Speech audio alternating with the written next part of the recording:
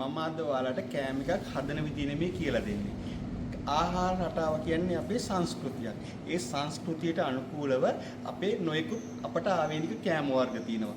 ඒ අතර විශේෂම කෑම වර්ගයක් තමයි ආප්ප. මේ ආප්ප චාත්තියක් තියෙන මම අලුතෙන් ගත්තා.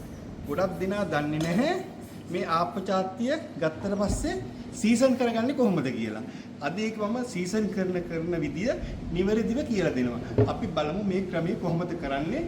ආප්ප චාත්තිය සීසන් කරලා නිවැරදිව ආප්ප තම්බන්නේ කොහොමද කියලා අපි බලමු. දැන් මේ තියෙන්නේ අපි ගත්ත අලුත් ආප්ප චාත්තිය. දැන් මේකට මම වතුර එකක් පුරවලා ගොරක දාලා තම්බනවා. විනාඩි 15ක් විතර ගොරක දාලා මේක හොඳට තම්බ ගන්න ඕනේ.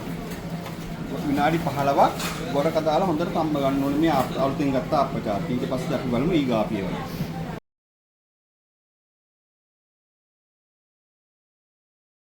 මේ තියෙන්නේ අපි අලුතෙන් ගත්ත ආප්ප චාත්තිය ගොරක දාලා විනාඩි 15ක් වතුර උතුරනකම් තැම්බුවා. අපි දැන් මේ වතුර ටික පස් කරගන්නවා.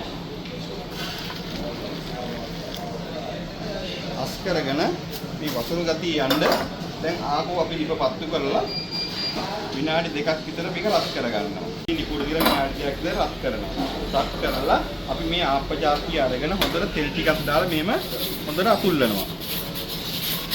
අතුල්ලලා හොඳට අතුල්ලලා කොල කෑල්ලකින් හරි ඉදි කෑල්ලකට තෙල් අරගෙන ආපහු නැවත විනාඩි 2ක් මේක රත් වෙන්න තියෙනවා. දැන් ඉතින් ආප්ප චාත්තිය අපි සීසන් වෙලා තියෙන අපි බලමු ආප්පයක් දාලා කොහොමද කියලා ආප්පේ දාන්නේ මේක. දැන් අපි සීසන් කරගත්ත ආප්ප චාත්තියට අපි ආප්පයක් දාලා බලනවා කොහොමද කියලා අපි ආප්පේ ගැලවෙනවද කියලා.